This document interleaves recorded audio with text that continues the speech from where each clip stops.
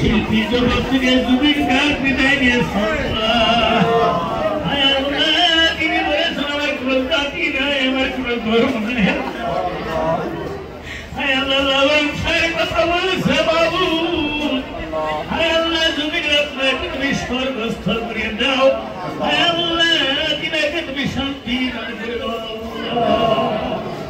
ربنا تقبل منا إنك أنت السميع العليم وتب علينا إنك أنت التواب।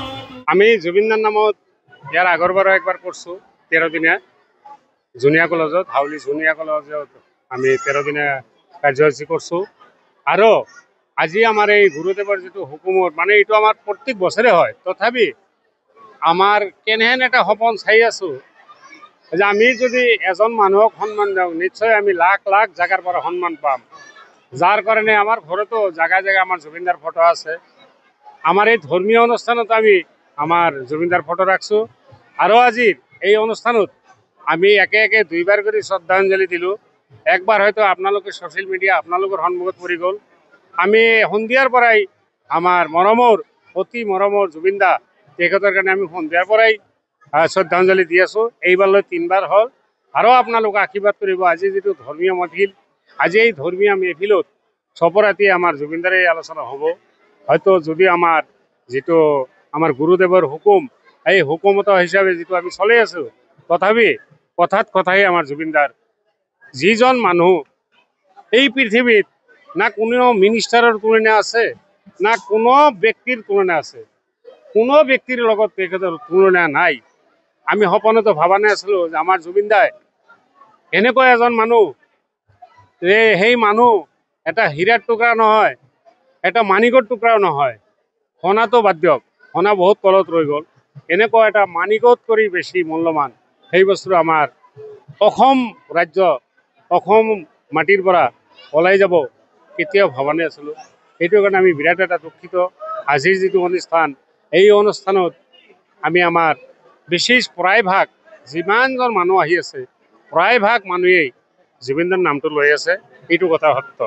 আমি আমাৰ জুবিনদাই যিটো ইনচাফ হক, মানে ন্যায় বোলা বস্তু যিটো, সেইটো পাব লাগে। এইটো 100বাৰ পাব লাগে। যিহেতু সকলো ৰাইজ, যিকোনো জাতি গোষ্ঠী, যিকোনো ধৰ্মেৰ মানুহ যিজন ব্যক্তিৰ কাৰণে প্ৰাৰ্থনা কৰি আছে, আজি ইমান পইচা মোৰ পকেটৰ পইচা খৰচ লৈ, মোৰ পকেটৰ পৰা পইচা খৰচ কৰি ইমান এটা অনুষ্ঠানত যে আমি এই সন্ধিয়াৰ পৰা যে জুবিনদাৰ নাম লৈ আছোঁ, এইটো কিন্তু আপোনালোকে নিজেই চিন্তা কৰি চাওক। আৰু অসমবাসী ৰাইজ সকলোৱে চিন্তা কৰি চাওক। আৰু তাৰে পাছে পাছে আমাৰ ভাৰতবাসী ৰাইজ সকলোৱে চিন্তা কৰি চাওক। যিহেতু মই এটা ব্যৱসায় কৰা মানুহ, আমি কাৰোৰ এণ্টি, আমি কাৰোৰ বিৰোধী নকওঁ। কাৰণ আমি বিজনেছ কৰা মানুহ, প্ৰত্যেকৰ এটা সুযোগ ল'ব। এই কাৰণে কিন্তু লিগেল কথা, যিটো লিগেল কথাটো এনি টাইমে হ'ব লাগে, এনি টাইমে এইটো আলোচনা হ'ব লাগে।